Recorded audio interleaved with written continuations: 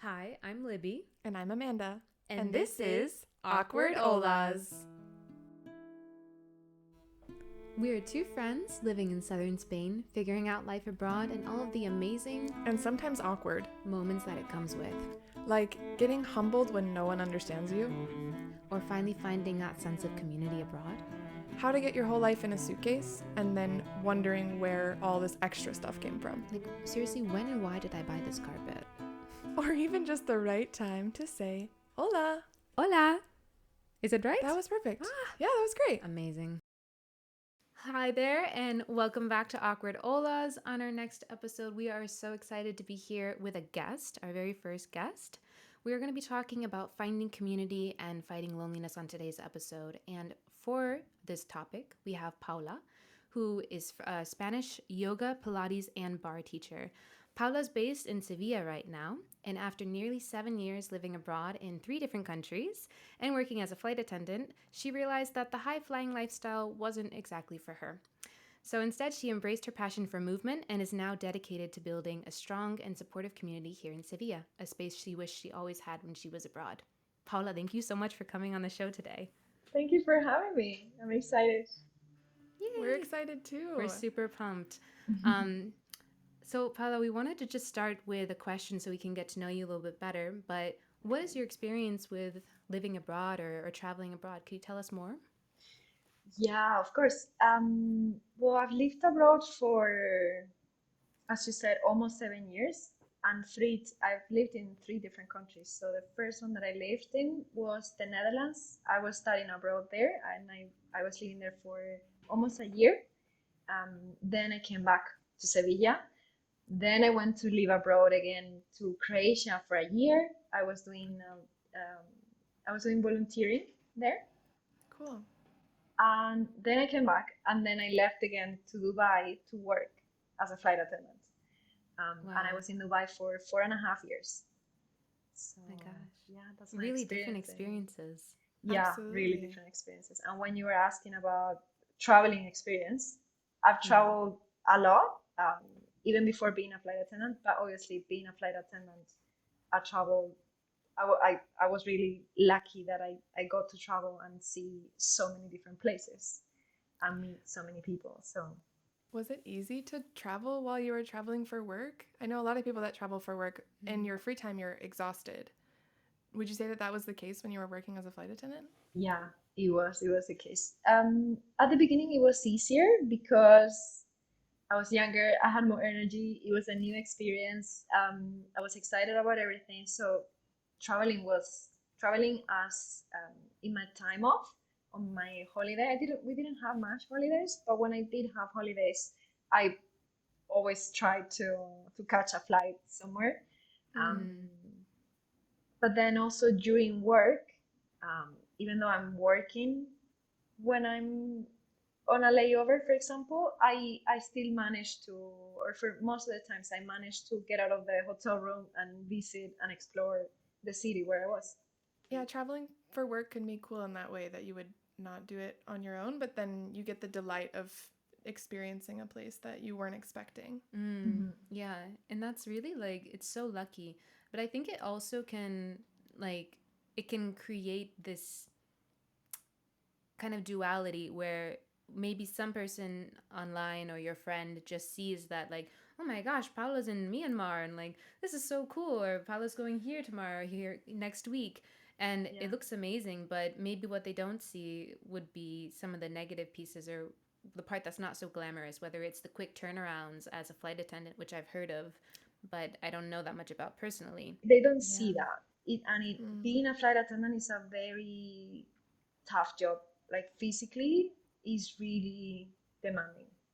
Yeah, I can't even imagine, honestly. Also, I'm scared of flying, so I can literally never imagine being a person who's Oh, supposed to comfort other people on a flight. yeah. Usually, I'm looking at people like you, and I'm like, if they're smiling, everything's fine. The plane's Yeah. not going down. Fantastic.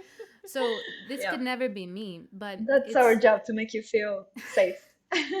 I feel like you're all very good at it too. Like, you have very nice smiles. I'm like, I don't know what you're actually thinking, but I feel soothed by whatever you're putting out there.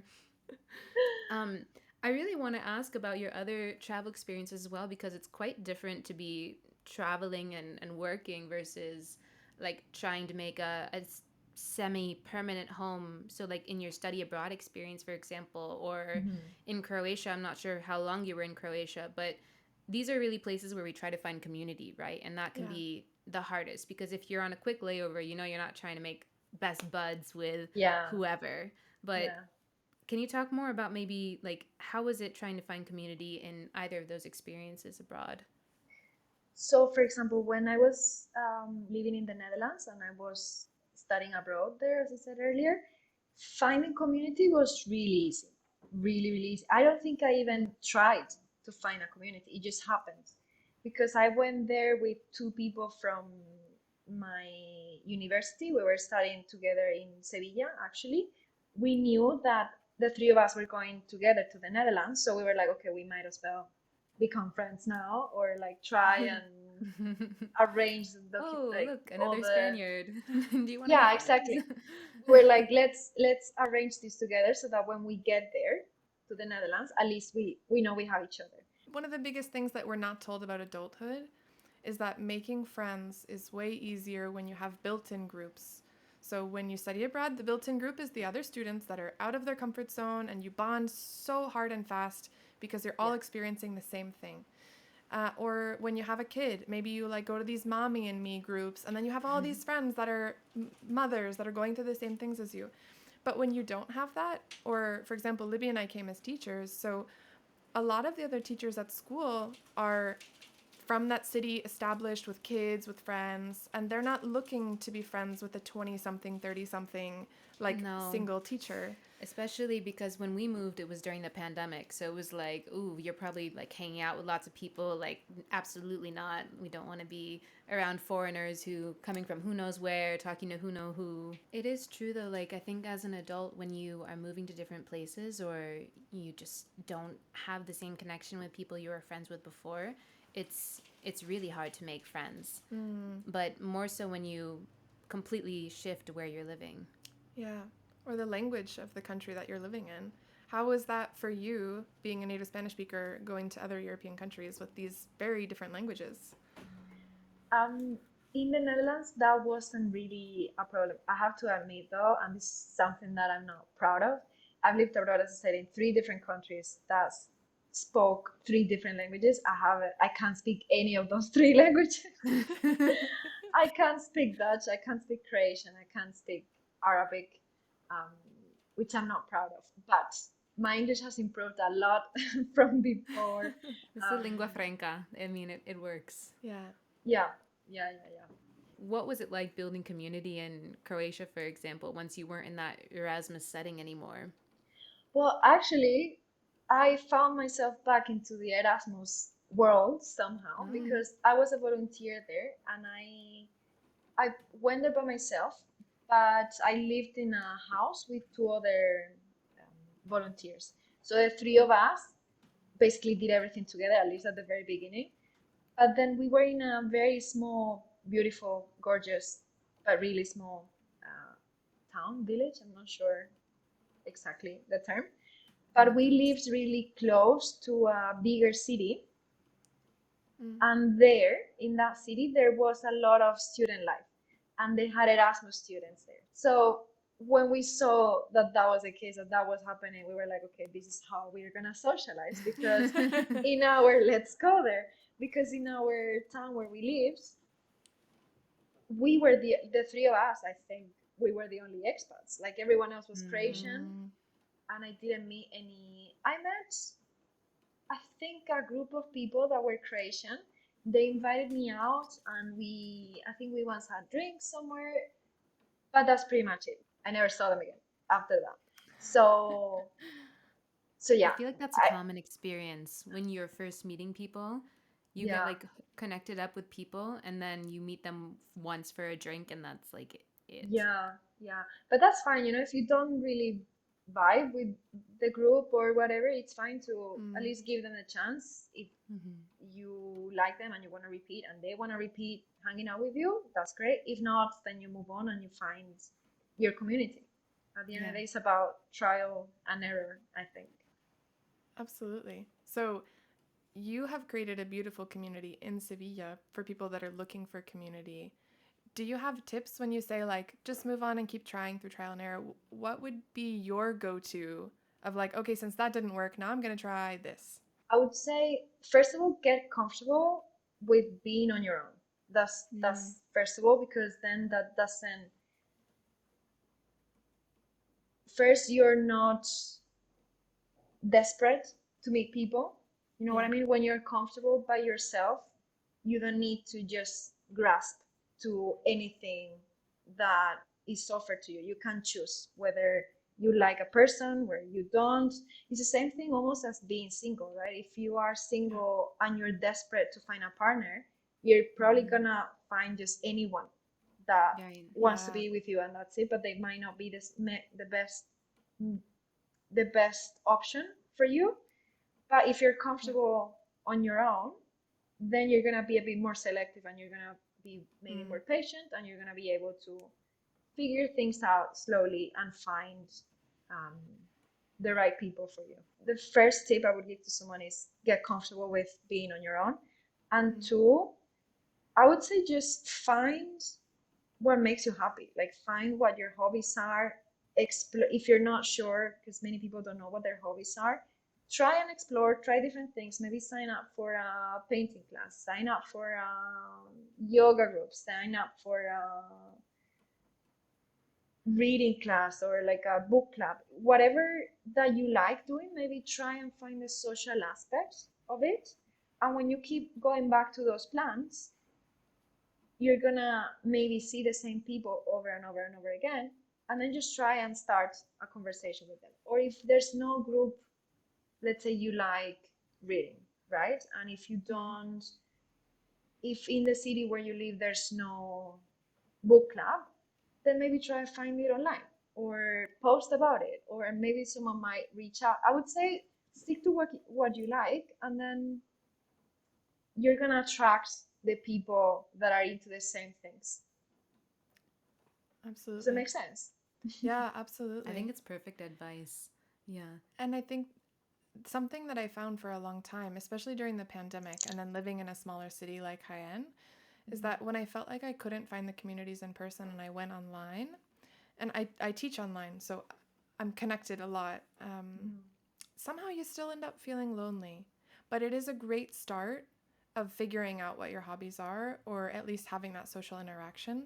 But it is interesting how speaking online, even through video, still doesn't replace that like person to person, in person interaction, Mm. which Yeah. is kind of amazing because my job is talking. Like I talk online all day, and how do you still end up lonely from that? Which I think is something too that when we think about loneliness when we're younger, it's like an old cat lady or something, but it's No. actually exists everywhere, and it looks Yeah. like a lot of things, Yeah. and you can even have it if you're being social all day. And I think that's why your tip number one is a really important first step, Mm-hmm. because like sitting with yourself first, it reminds me so much of the like flight attendant analogy, like put your mask on first, your air mask on Yeah. first, Yeah. and Yeah. then your children or your friend Yeah. or 100%. Yeah. 100%. um so yeah, like taking care of yourself and then making sure that they're meaningful connections, like you Yeah. said. And tip number two, not desperate connections, Mm. makes Yeah. a huge difference. Yeah. Yeah. Otherwise, you do end up wasting your time a bit, right? With people that maybe you're connecting with simply because they're there, but not necessarily because you enjoy the time with them. And it's like you said, it's not personal. If you don't vibe, you don't vibe. I do think though, like for someone who maybe is struggling a lot and they really can't find community because they're just so uncomfortable with their discomfort, or maybe they've been in this situation for a while feeling like they're not finding their people. It's extremely hard to go out and start those hobbies, right? Like you Yep. want to, that you should, maybe you want to do a guitar class, you want to try acting, whatever it is. Yeah. I do think in those cases, and we're none of us are doctors or professionals, right? But like I think sometimes therapy as well, in my Oh, yeah. experience, has been helpful when you're Mm. really feeling lonely and you need Yeah. a little bit extra push to be able to even take that first step, like going Mm. out there and you have to feel like you're really brave to go out and be like, hi, I'm Yeah, Libby and I want to come to this yoga class. And yeah. I felt so embraced when I went to your Pilates class. It was a Oh, really Thank you. beautiful feeling, and I had such a good feeling that morning. I was like, I feel like this is going to be really important for me. And I Oh, had no thank you. idea the connections. Yeah, really, like even just the brunch afterwards that you bring everyone to where they get to chat with each other. We just came from a very chill moment doing the shavasana and working our bodies out, and then we get to engage in conversation with people from all over. And it was such a subtle and smooth way to come out of your comfort zone that I think it Mhm. was perfect. Thank you. Thank you for saying that. I appreciate it. I actually started doing that. Pilates and brunch and yoga and brunch is something that I do every weekend in Sevilla or almost every weekend. Your listeners can find out more on my Instagram if they're interested. Yes, you'll be linked in the in the show show notes. notes. You'll be Perfect. there. Perfect. Thank you. Check it Everyone's out. welcome, by the way.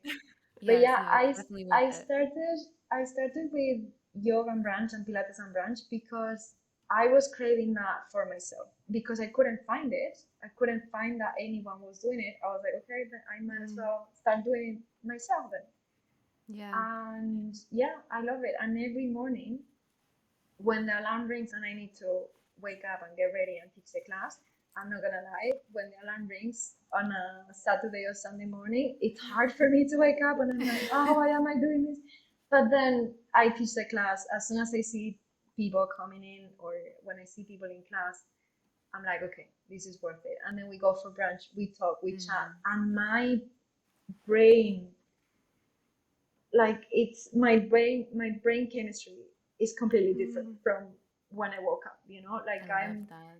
much happier, I'm full of energy, I'm like, okay, I'm ready Mm. for the day, like give me anything, I can tackle any task now, I'm ready to do whatever.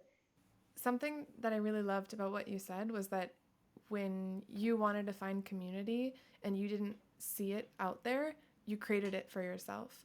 Mm-hmm. And I can speak to something that I've done recently that was similar, which was a book club. So a lot of my English Oh, students had mentioned wanting to practice outside of classes by reading, which is a wonderful resource. And and then I wanted to be in a book club.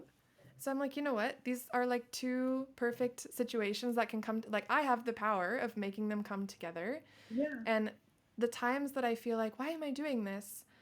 The reason wasn't for anyone else. It was for me, right? Like Mm-hmm. I made this because I wanted to have this space. Yeah.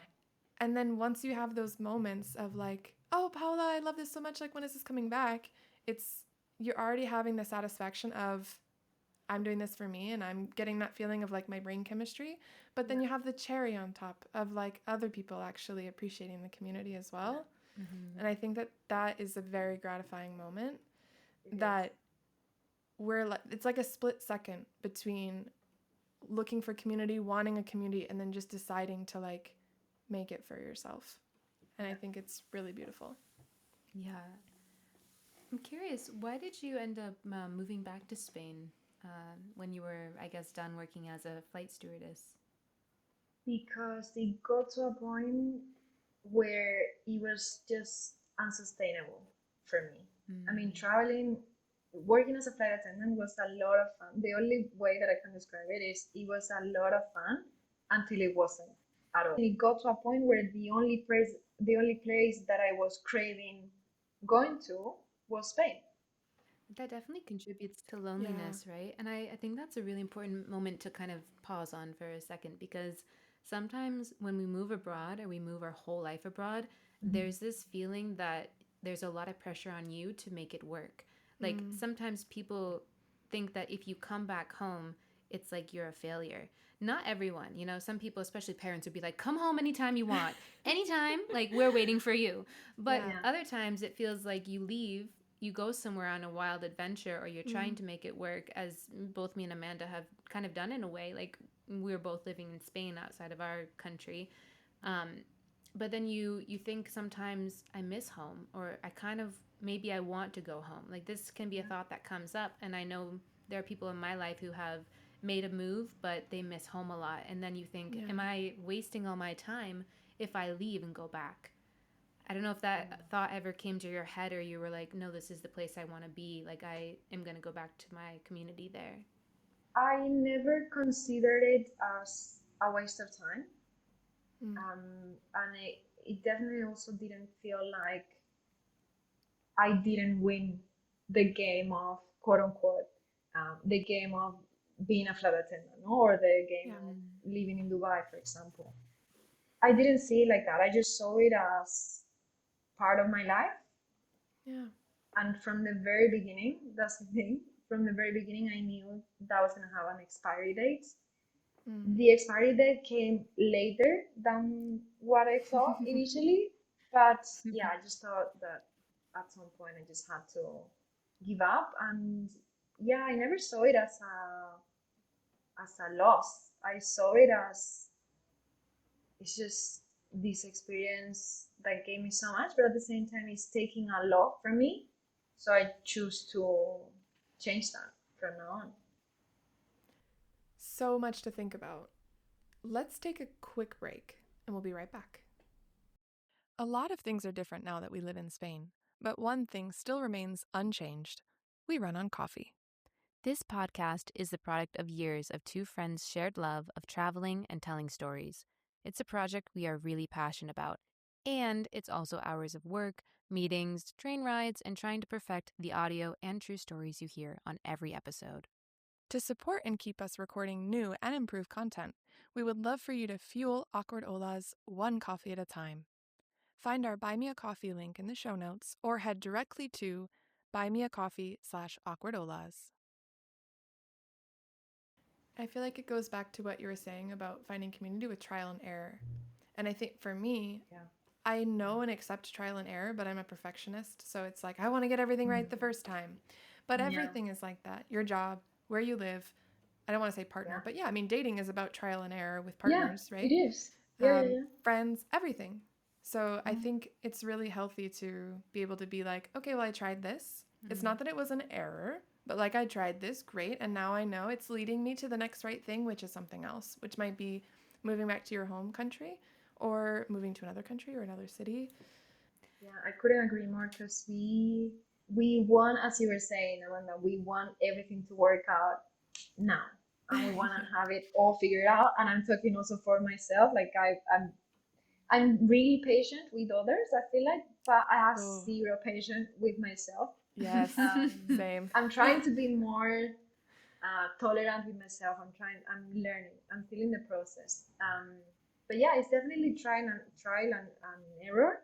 Mm, And even when something works for you for a while, it doesn't mean that it has to work forever, you know? yeah, A So city true. might work for you in a specific time of your life, and you can be really happy there. yeah, But then after a specific moment, or for whatever reason, it might not give you what you need anymore, and you can change. Same thing with a friend. You can be really good friends with someone, and then you outgrow them. Is that how you say it? You yeah, outgrow them? Totally. yeah. Yeah. Yeah. I think you're You bringing up can a really outgrow good them, so you point. can move on. Yeah. So, but I think it's really hard. Like, this is not easy to do because we have this sense of attachment, right? Like, it's really Yeah. hard to release what we already know, what is safe for us, or what is maybe safe is not the word, but comfortable for us. It's really hard to. Yeah. But it is like this. It's like if you don't let something that you've outgrown go, whether it's, and this applies to so many things, right? A place, a Yeah. relationship, a habit, like it's Yeah. eventually going to get really uncomfortable. It's like a shirt that went through the dryer and got too small, but it's your Yeah. favorite Yeah. shirt and you're like, I've always looked so good in this. You put it on and it's like a baby shirt. Like, no, girl, it doesn't work Yeah. anymore. And you got to Yeah. accept that. That is a perfect example. Yeah, the t-shirt that has shrunk and doesn't look good on you anymore. You Yeah. need to get a new t-shirt. Or That's feel fine. That's good. perfectly Or fine. feel good, yeah. Yeah. Yeah. And your friends can see, usually people see it before you see it, right? They're Mm. like, Oh yeah. I think what you're hoping for, or maybe the relationship you want to continue, is it's maybe not going to work anymore. Yeah. And it's okay. It's Yeah, okay. You Yeah, it's just have okay. it's to. really okay. I mean, it's hard in the first moment to accept it, Yeah. but it's always Mm. better Yes. in the end, right? To see things Yeah. as they are. Long So, term is. probably Yeah. it's good. It's gonna work in the long term, but yeah, short term is gonna hurt. It's probably gonna hurt a lot, especially if it's about if we're talking relationships, whether it's uh, your boyfriend, girlfriend, or if it's friends. It's gonna Mm-hmm. hurt, but in the long term, if you know that it's gonna be good, then you need to take that step. That's making you uncomfortable. Yeah. Absolutely. Yeah, without being too incriminating, I'm curious because when you moved abroad and came back and moved abroad, I feel like everyone is growing for sure, but moving Mm-hmm. abroad pushes you to grow. I almost want to say more rapidly or just in a different way as people that are in their home city, for example. Yeah. Mm. Did it ever happen to you that when you came back, you were like, why don't I fit with my group? And you're like, oh, wait, I've changed. Like some You're putting reversed me in the spot culture here. shock. I know, I'm sorry, I'm putting you. I'm asking this No, it's question okay. because this has happened to me. And so Yeah. I'm, yeah, just curious. It has definitely happened to me, yeah, where I can see the differences of mindset or mentality. I'm still Mm, friends with my group of friends from um, when we were teenagers. We started being friends when we were teenagers, and now I can see some differences, but I haven't stopped being friends with them. I still love them and I still care a lot yeah. about them. We don't see each other that often, unfortunately, but I think it's just a matter of finding what works best for you, and maybe I'm Mm, just realizing that maybe this kind of friendship is for um how to say, Like specific not everyone moments or.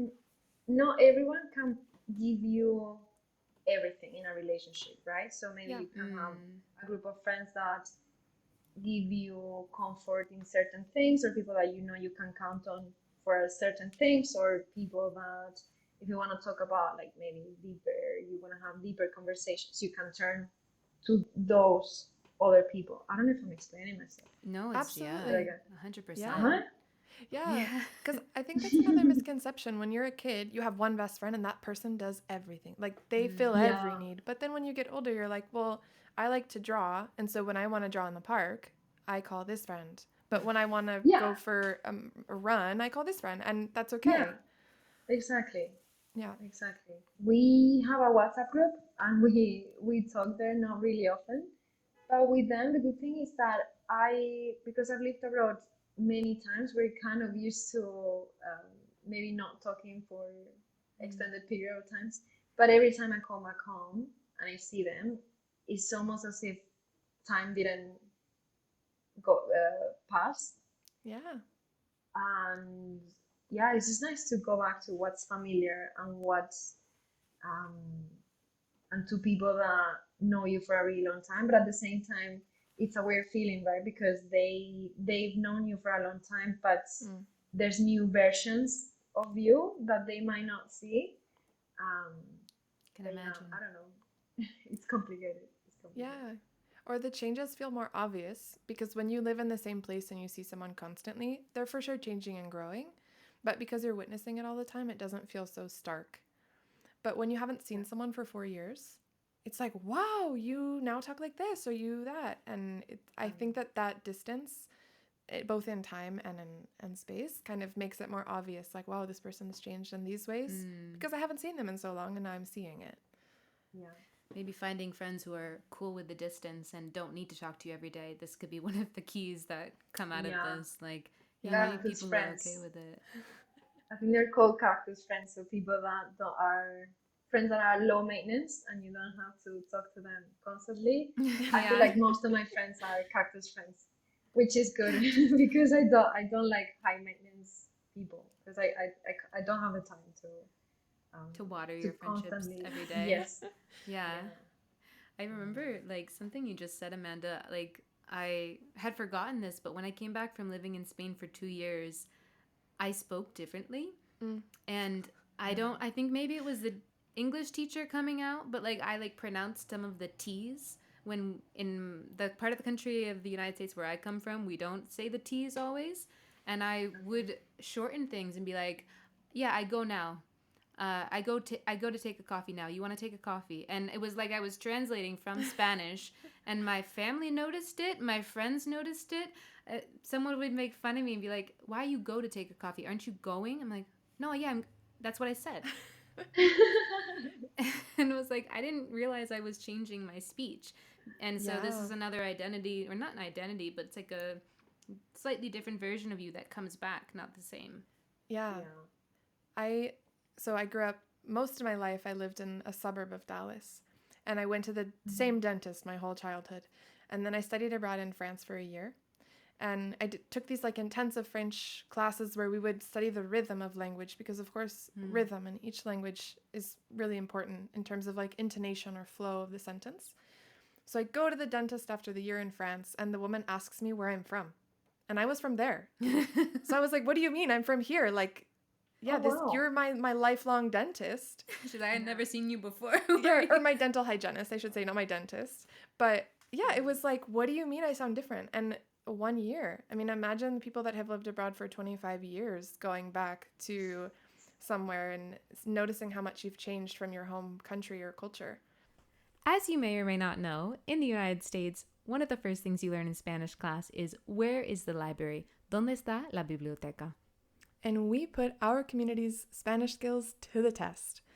We are here to announce our winner, Kelsey. Woo! Kelsey, you typed the fastest. And you used the right form of estar. Good job. Thank you so much for your participation, and keep an eye out for more culture and language tips on our Instagram.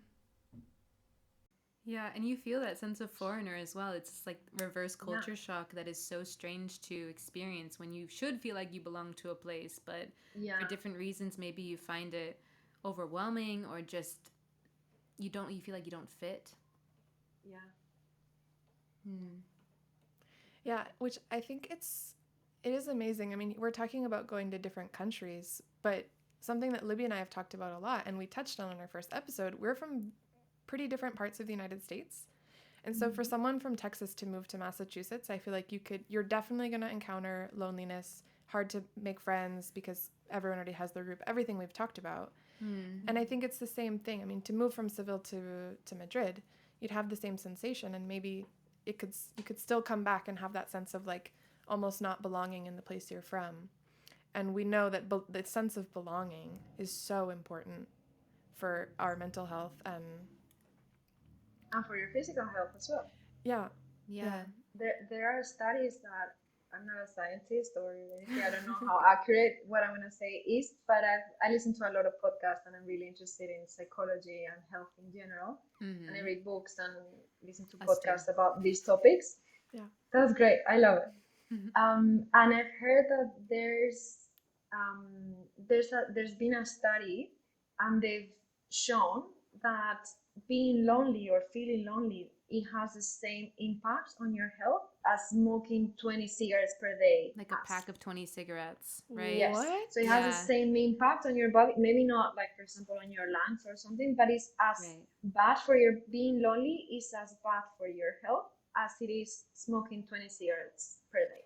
You know, But imagine how crazy that's insane. But Yeah. I think even if we're not scientists, like we can probably have our own personal attestments to this. And when I was really lonely, like living abroad during the pandemic in a small village, kind of similar to what you said about Croatia, like I was one of like 3 or 4 Americans, and I felt like, and I walked down the street, people knew somehow. Like it felt like the way I dressed was somehow like a beacon calling people like, look at the foreigner. But I noticed that like at some points things are so difficult. I would be walking and I felt like it was actually hard to walk. Like walking was exhausting. That's how lonely I had felt. And coming to Jaén and actually meeting Amanda like a couple months later, I know, and feeling like I had a community here, it was like taking all the cigarettes away in a way. It was like I had no problem walking anymore. And this is a weird thing that your emotional state can have such a huge impact on your physical state. Yeah, it does, because everything is connected. It's not, I feel like we tend to think of mental health as one thing and then physical health as another thing, but everything's linked together. Everything's connected. So even if we want to think of I don't know. I'm stressed out, but it's okay. It's fine. Oh, but by the way, I can't sleep at night, and I have belly pain, and Yeah. my heartbeat is going really fast, but I don't know where that's coming from. No, that's coming from Mm. your emotional health and the situation that's happening in your body. Everything is connected. Everything is Yeah. connected, whether we want to see it or not, and everything's gonna have an impact. So we need to take Completely care of agree. everything. We need to see health in a broad, holistic way. Yeah. Yeah, absolutely. Which is great to keep in mind, especially when undertaking a big transition like moving abroad. But what I'm curious, Paula, once you find that community of Mm-hmm. yoga and brunch or whatever it might be, Yeah. what would you say is one advantage of living abroad? Mm. Advantages of living abroad. I mean, you meet different people. You are Mm, exposed to different things that you wouldn't live if you stayed in your hometown or in your home country for your entire life. You, I think, or I hope people that live abroad get a little bit open-minded, and yeah. they have a wider perspective of life. I think I want to think as well that we become more tolerant Mm. because we get to know more things, and we get to talk to different people, maybe hopefully you meet people from different backgrounds that have Yeah. different religions, that have a different culture. And I think it's just beautiful because if you stick to the same things all the time and you only know maybe your friends from back home and your family and your culture and your religion and your food, your things, your traditions, that's great, but and you have to embrace that as well. But if you don't explore outside of that, I think you're missing out. That's just my opinion. Some people might be really happy doing that, and that's great for them. But Mm, I think if you explore outside just a little bit, even if you don't have to live abroad, but if you travel a little bit Mm-hmm. and you're curious and you talk to different people, I think you start to see life in a different way where you become a little bit more open-minded, more tolerant, and more respectful of others, I would say. Yeah. I love that. absolutely. That's an ideal, right? We hope that happens to I Yeah, mean, we hope that happens exactly. to everyone and Yeah. to us as well, right? What Yeah. would you say, Amanda? What do you think is the biggest advantage of living abroad? Oh man. I mean, I definitely echo what Paula said, Yeah. but to yeah, just getting to integrate into something different. And I honestly think as well that, like, for example, you move to Croatia, you decide to come back, but you can still carry the things that you learned with you. And then you kind of get to pick and choose, like, well, I really like that in Croatia. It's, they do this. And so even though I'm in Spain, I'm going to keep doing that. Mm. Yeah. So moving from the United States and this, like, go, go, go, climb the corporate ladder, I knew that I wanted to that wasn't my design. Mm-hmm. So coming to Spain, sometimes it's even too slow for me, the pace, Oh, especially if we're talking about bureaucracy. But the beautiful well, thing is yeah. now that I know both of them intimately, I get to Yeah. choose and I get to like mix them together. And so I don't know if this is definitely not accurate, but I feel like I'm creating my own little culture of like mixes of cultures and things that I find really Yeah. beautiful, traditions or practices from many places, Mm. and then you get to hold them close even if you're not in that place. Yeah. What about you, 100%. Lib? You can mix and match what you like from one place and another. Yeah. Yeah. Sorry, Libby, go ahead. Yeah, No, what about you, Libby? What would you say? I would agree. I think really it's the beauty of being able to build like a almost kind of like seeing it as like your identity with different levels being unlocked. Like you are Mm, so Mm-hmm. different after living in a different country or having pushed yourself to be out of your comfort zone. It doesn't have to be another country, like we said, even if it's just a different city. yeah. But Mm-hmm. you discover something new about yourself and then you decide if you want to take it or leave it to your next step in life. And I think that some of the most valuable lessons that I've learned And some of the most valuable friendships were people that I met who were not from the same country as me, whether I was the one traveling or whether they were the one traveling. I think that they've all been teachers to me, and I'm just so grateful that I get to keep learning these lessons by pushing myself to do things that are not always comfortable. And being abroad is definitely not always comfortable. Yeah. Yeah, 100%. But I love what you said. Like, apart from collecting experiences, we're also collecting humans that teach us something, and that if we hadn't gone there or they hadn't come, we would have never met them. Even with how advanced and connected the world is, we still wouldn't have met those people in that same way. Would you say, Paula, you had like an unforgettable moment while traveling that you're like, this is why I love travel? Well, yeah, definitely. You mean while traveling or while living abroad, Either. or both?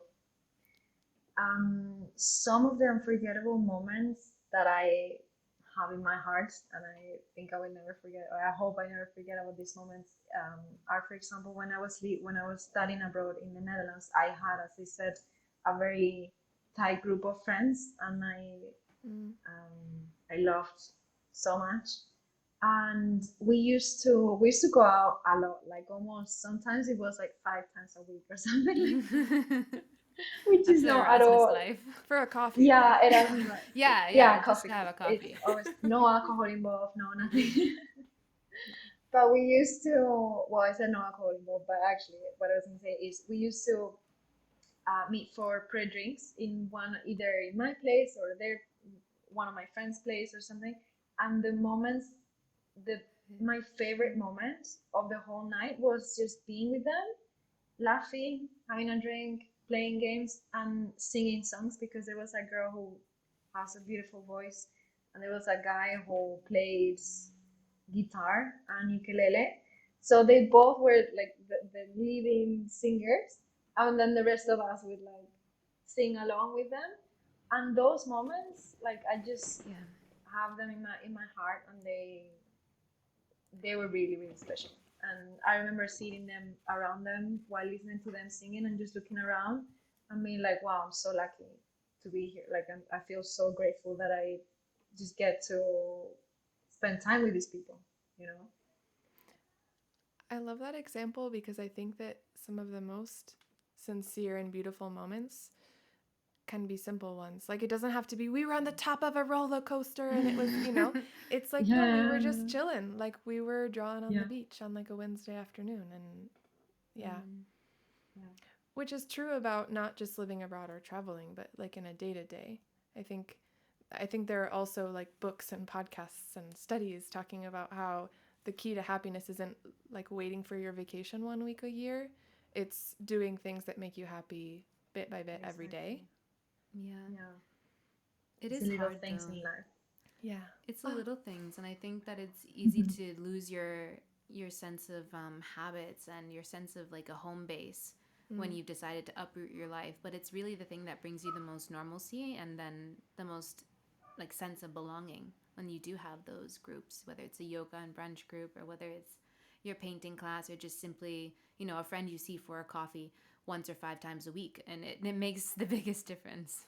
Yeah, I think that those simple pleasures are really important, and it also takes us back to what you were saying before when you're looking for a community to first be good with yourself so you're not being desperate, and then go out looking for that community Mm. and be looking for the simple things and maybe not expecting big moments. Maybe those expectations that we have that like we're going to have these big moments that are going to make it great. Um, Libby and I talked before about what we would want someone to tell us when we moved Mm. abroad. So, Libby, what is your tip to someone when they're moving abroad and feeling lonely? I think my tip for someone who has just moved abroad recently and is struggling to find, their way in the new culture would probably be to not resist the new culture too much. Sometimes we try to hold on to what we're used to doing at home, Mm, and it's important not to let that go completely. Like, we're not really moving to a new place to become Spanish or whatever. Like, in Because this it's example, impossible, right? not We'll possible. always be the foreigner. Always the foreigner. But I would say if people are eating late at night and you think it's too late, maybe just try it. Like, go out late at night, do things that are out of your comfort zone, because it's going to be really helpful for making friends, and try to adjust to the different schedule. Try to make a new recipe maybe that's similar to the food they eat there. I think it will help you feel less foreigner. Yeah, I love that. I think mine would be to be able to laugh at yourself. So Yeah. if you're trying to eat late and it feels awkward, that's okay. Just like laugh it off. I think that traveling and living abroad or moving to a new place is a very humbling experience, in that you're for sure going to mess up, because the ways that people do things in Spain are different than the United States. And it's not necessarily like a mistake or an error. It's just integrating, learning what we call like growing pains, right? Or like adjusting pains in this case. Yeah, Like, adapting pains for sure. I mean, you're not going to make only one mistake and then become perfect. You're going to make a lot of mistakes, and it there's a lot you can make mistakes on, whether you've moved yeah. abroad or whether not. So being gentle with yourself. Yeah, and just laughing it off. Be like, oops, yeah, I did that. That's right. Yeah, and it's okay. It's okay. Everyone makes mistake. Everyone feels awkward at some point. Can I actually add one tip I just thought of? Yes, we would love that. I would say don't be afraid to reach out to people. If you feel Oh, lonely, and it doesn't have to be for those people who feel very awkward or very shy, or people that are really introverted and they're like, oh, I would never join a book club, or I would never join this because I'm on my own, and that's a group and I don't want to put myself in that uncomfortable situation. That's okay, but still reach out to someone, like either if it's someone from back home, like a Yeah. good friend, or your mom, your dad, your parents, your sister. Reach out to a therapy as well if you need to. If you're feeling really lonely and you don't really know where to start because it's a new thing for you, or you feel like this situation is just really overwhelming, talk to someone, talk to a therapist, and they will help you navigate that. And also, I would say if you do feel capable of reaching out to someone who's not someone that you already know, or your friends or your family, I think in my experience, most of the times people are more willing to help than you might think. I Yes. think most of the times we tend to think of, oh no, she seems cool, or I would love to become friends with this person, but I don't want to be awkward. I don't want to ask them to go out with me for a coffee or something because they're gonna think, who is this person? Or they seem like they're super popular and they're doing lots of plans and they're always busy, and I'm just Yeah. here at We can home and always I make never go out. And excuses, right? Excuses not to yeah, reach like out. it's yeah. always, most of the times it's us telling Yes. Yeah. ourselves, don't do All the time. it, like Oh, they don't want don't to talk don't to us, or yeah. yeah. And most of the times people are actually happy to help, or they are open to meet new people. And sometimes even the people that you see online that they post about, they did this plan, they went to this street food market, and they went to this other place and they took a selfie here, blah, blah, blah, and they had a lovely Saturday, for example, no? When you talk to them in person, it has happened to me that I've seen these stories on someone's profile, and then I went and talked to them, and I was like, oh yeah, you did this, you did that, that looks so nice. How was that? How it looks like you had an amazing day. And then they tell you the reality behind it, and they're like, Yeah. well, I wasn't feeling great. I was actually very sad because this happened. Or maybe they're like, oh, yeah, that was fun. That was a fun date. But I went with my grandma because I don't have friends to go out with. Maybe I do have friends, but they are in a different stage in their life, Right. or they have kids, they have to take care of this, or they live in a different city. And the only person that I go out with are my mom and my grandma, which again is great, but we Yeah. tend to like think that someone else's life is so much better than ours, but we Yeah. don't know what's going on in someone else's life. So yeah, reaching out to people, don't be afraid to say, hey, do you want to go for coffee? Like, what's the worst thing that can happen? They say no, Yeah. that's fine. you continue with your life, you know, and you try again with someone else, and it's Yeah. fine. But yeah, don't be afraid of reaching out. Well, and I think with trial and error, like you hang out with that person and you didn't get along that well, but through them you met this person. And so Yeah. always taking a step is going to lead you to the next step. It's true. The worst thing you can do is never take a step. Yeah. That would be where you know you're really never going to advance anywhere, whether it was good or bad. Yeah. Yeah. So we have to push through the awkwardness, which is what this podcast is all about. Really, the name of the podcast comes from those first awkward moments when you're trying to fit in a new place. Yeah. And embracing that humility, Love like you that. said, Amanda, the amount of humility moments that we could list on this podcast, and then just the great moment of when it's no longer embarrassing, like simple things of like even going to correos, like the Post office. thank you, or going to like a fruteria to buy your fruit and vegetables. Like these things were so awkward for me at first, and I was like, I'm an adult, I know how to send a letter, I know how to buy fruit. I get there and I'm like, esto, and I'm just pointing and I'm like, oh, this is awful. Like, why don't I know how to say like a bunch of spinach, please? Like, what was a bunch? How do I look this up? And it's good though. Fruit vocabulary is no joke. It's not. It is no joke. Learn your fruit vocabulary and learn how to ask who's the last in line, because here in Spain, this not a line. It's a group of people standing, and you have to be asking who is. You Who's the know what last I'm one? talking about, Paula. You know That's this why is she's not- laughing. I know, that's why I'm laughing. That's why I'm laughing. There is a line, but the line is not in order. You The know? line there's is not- there's an order of people, but there's no physical line. That maybe that's the thing. Yeah, everyone knows who's in front of them. Like who's in front of them Yeah. in this like fictitious line, right? But nobody's looking at anybody. Everyone's just probably on their phone or something. You roll up and you're like, well, it looks like no one's in line. Maybe I go. No, but you're cutting like 10 people if you do that. And then they'll be like, hey, foreigner, get back. Yeah. And you're like, oh no. Especially when it's in a little pueblo and you're like, I have no idea what's going on here. Yeah, and also watch out for the grandmas. Oh, sorry, but the They abuelas are will line, cut you in line. They are line skippers. They are okay? line skippers. You can't line yeah. skip, but grandmas can. We can when we're grandmas. It's passed down generationally. Perfect. I'm But- excited for that. But yes, So we want to hear from you, Paula, if you're willing to share with us an awkward moment. an awkward moment. We would love to hear from your time abroad or travels. I have a very awkward story that I haven't shared much. I think Ooh. I've Deep into the told files. maybe like 4 people, I think, know about this.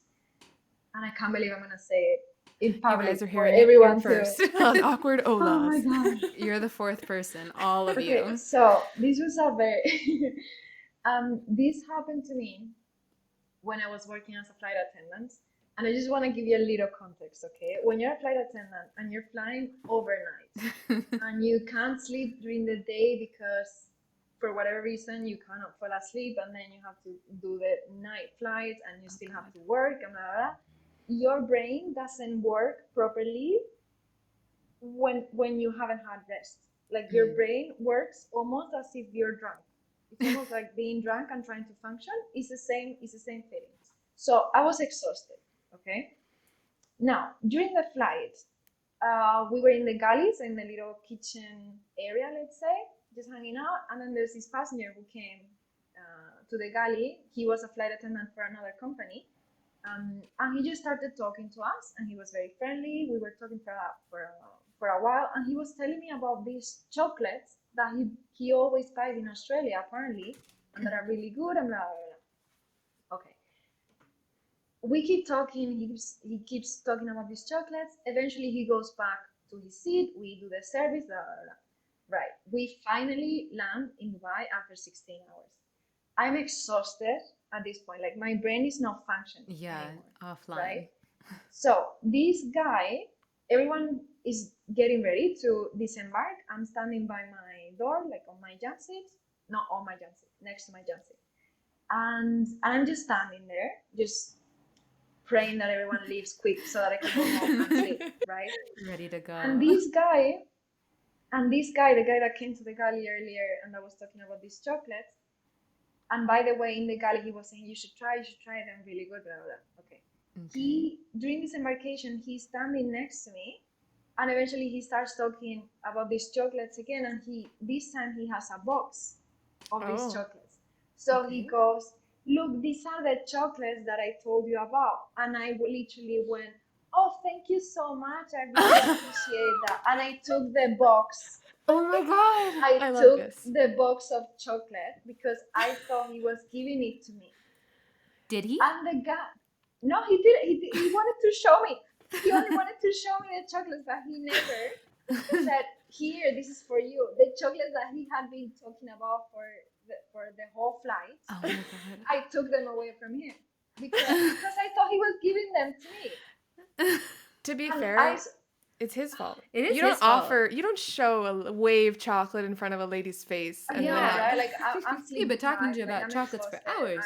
I've been working for the last like 20 hours. Like, don't put a chocolate box Yeah. in front of me. And the thing is, the guy, like, he had poker face straight away, but Oh he my wasn't able to tell me, oh, sorry, I think you made a mistake. Like, I just wanted to show you. I didn't want to give it to you, but because I thought the box was for me, so I kept it in my jumpsuit.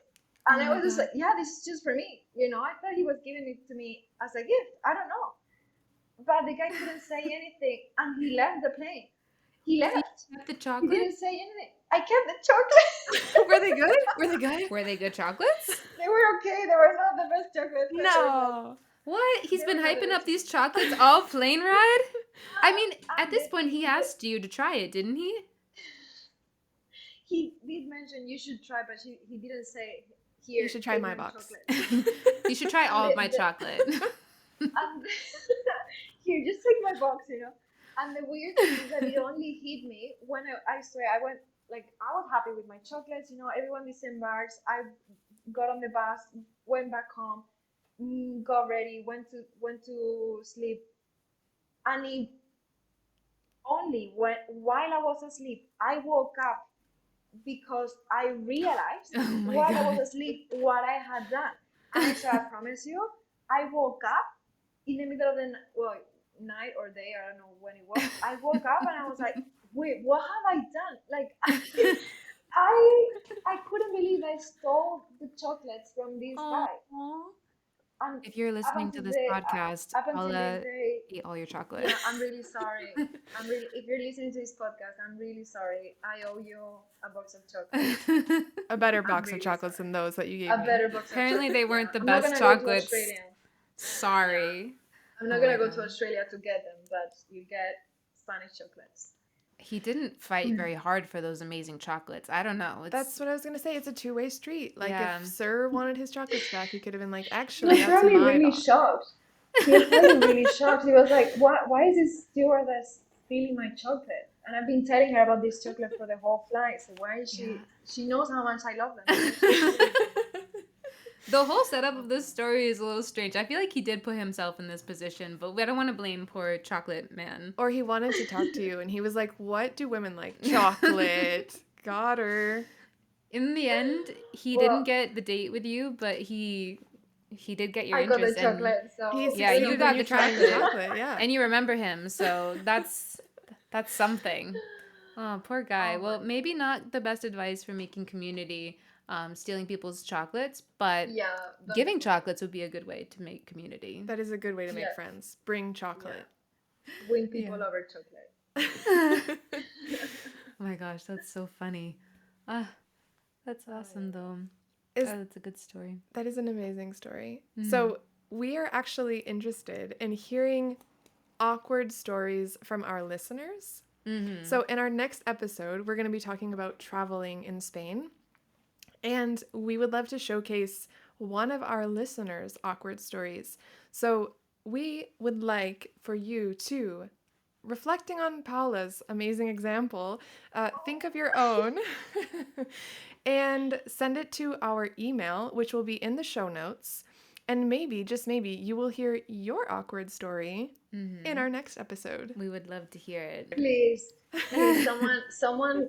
No, so I'm sure. Please, people come up Yeah. with better stories than me because I can't have the worst story of the whole podcast, No, please. no. But yeah, we'll think of our own awkward stories. We have plenty, so we'll just open up the archives and see what we have. So, Paula, we want to send you a huge thank you for Yes. joining us, for wanting to talk about this topic that is not necessarily a super fun, upbeat one, but a really important one to the three of us and probably to a lot of listeners. Yeah. So, thank you for sharing about your experiences and your awkward experiences. Thank you Yeah. for having me. It's been such a pleasure. We're really lucky that we're able to have this conversation with you. And we're also grateful for people who have reached out about this specific topic, about, culture shocks and finding community and fighting loneliness. So we hope that this episode was helpful and served you. And if you're ever in Sevilla, you should stop over and do some yoga or Pilates with brunch. It's a great time. If you have experienced loneliness, traveling, moving, living abroad, we would love for you to share your tip with other listeners in the comments wherever you are listening to this podcast. And just a huge shout out to our listeners as well. Thank you guys for listening, joining us and Paula on this really important topic. And we hope to see you next time. Yeah. And until then, wishing you lots of love, Lots of awkward love. moments, and Simple pleasures. simple pleasures. Yeah, simple pleasures and good community. Yay. Thank you so much for listening. Adios. Ciao.